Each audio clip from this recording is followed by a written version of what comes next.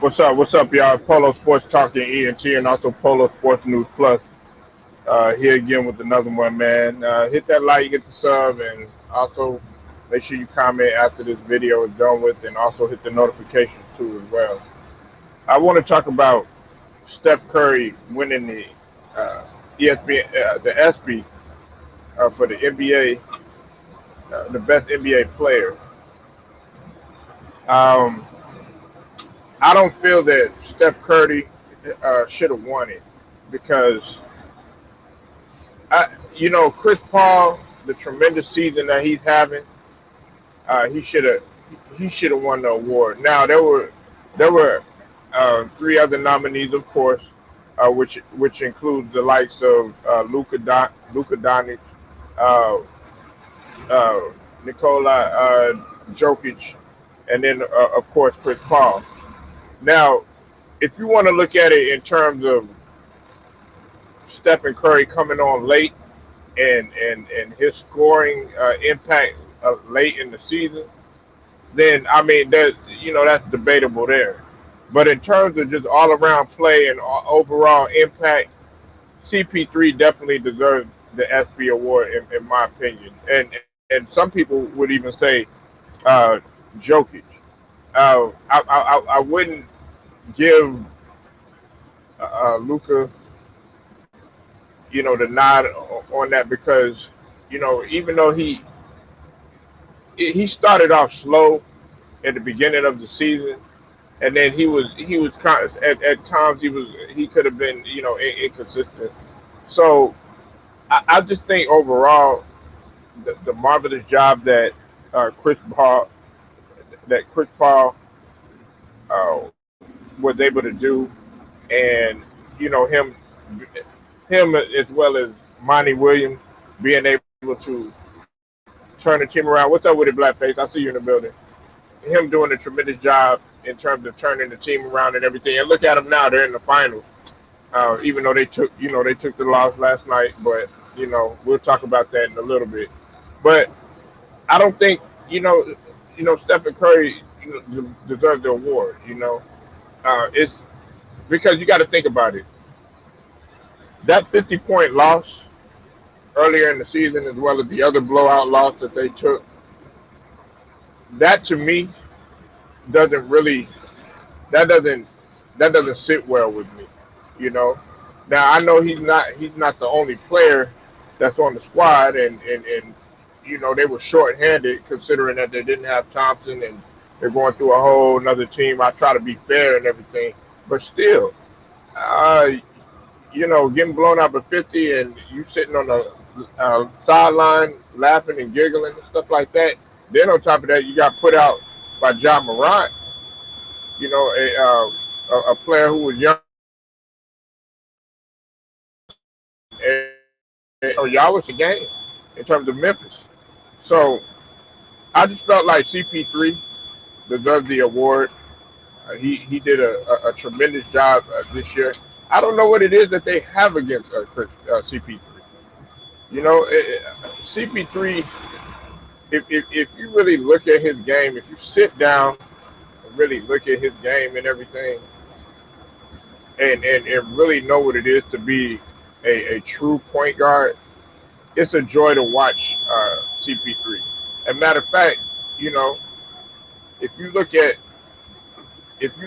now and him being able to do this at the age that he's at right now, you'll say he's only getting better with age.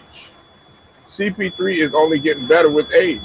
You would think by now his game would be diminishing, or his skills would be rotten, or he would have fell off, or something like that. No, the only thing that you can you know put in that type of category in terms of him aging and on the decline is the fact that he gets hurt and he gets robbed because of injuries year after year. But I just think that CP3 deserves the award. It's nothing against Steph Curry. He did play better, going before the playoff or play-in, I should say. He came on late into the season, And Steph Curry, you can't deny that he's one of the greatest. Some people argue that he's the greatest shooter in NBA history. But he congratulations to him. But CP3, I felt deserved the nod. If there's anybody else that feels differently, you're welcome to come in here. I'm not going to stay in here too long because it's a lot of background noise. But y'all tell me what you think. I'll put the link right now just in case anybody wants to voice their opinion. But I don't feel like Stephen Curry deserved the award. I don't feel like he deserved the award. Even if they would have gave it to Jokic, I would have understood that because Jokic, he was playing shorthanded too. I mean, he was playing without Murray. Uh, there was a whole nother team. There was some pieces on the team that were new, and he was having to deal everything. But Jokic had already got, of course he uh, got the MVP, in which again CP3 deserved that award too. CP3 is being robbed uh, of a lot. I just think that CP3, like I think my buddy True Raw the TV said, I just think that he's been cursed, man. You know, and I don't. I feel like it's a crying shame that nobody's looking at this guy. He okay. Does he have a reputation for him being difficult to play with? Yes. But that CP3 is not the only guy that has had that type of reputation of being tough to play with.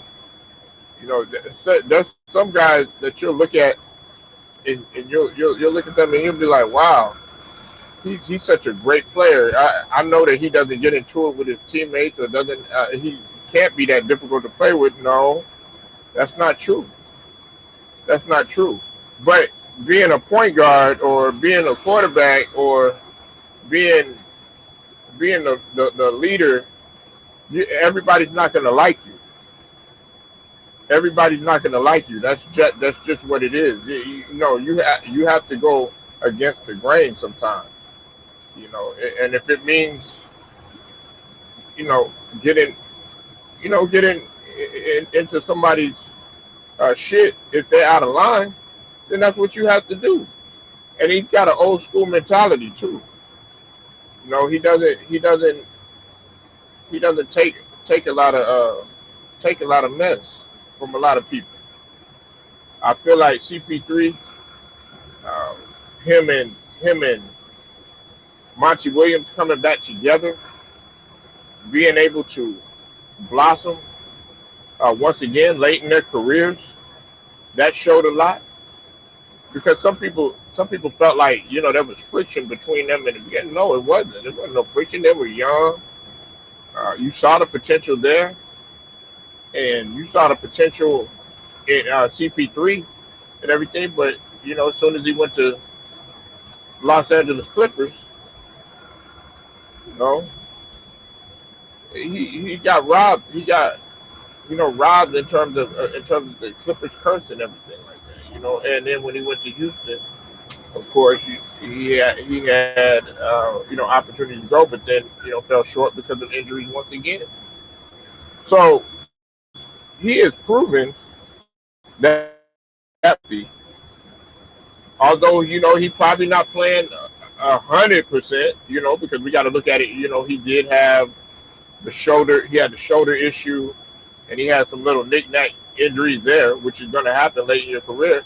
Despite all that, he has still played awesome, man. He has played awesome.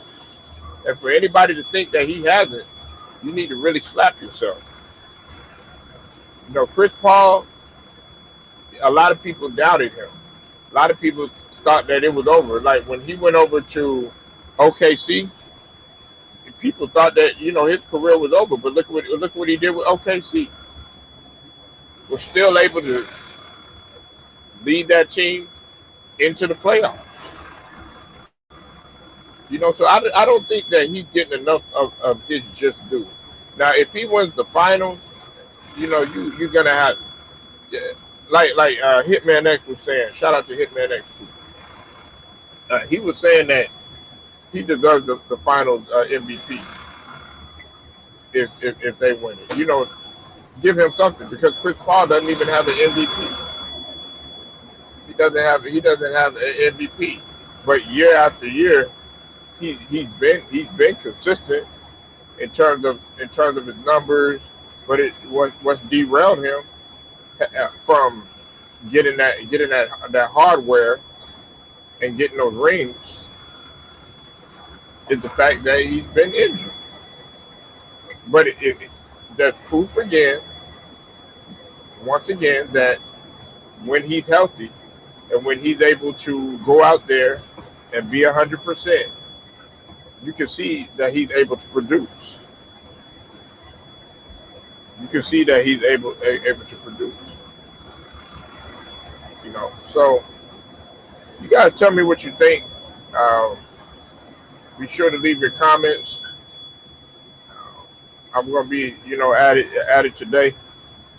Bringing some more stuff with y'all today. Hit the like, share this video. Also, like I said, comment and be sure to hit the notifications too. Again, it's Polo Sports Talk and ENT and also Polo Sports News Plus. I'll get at you.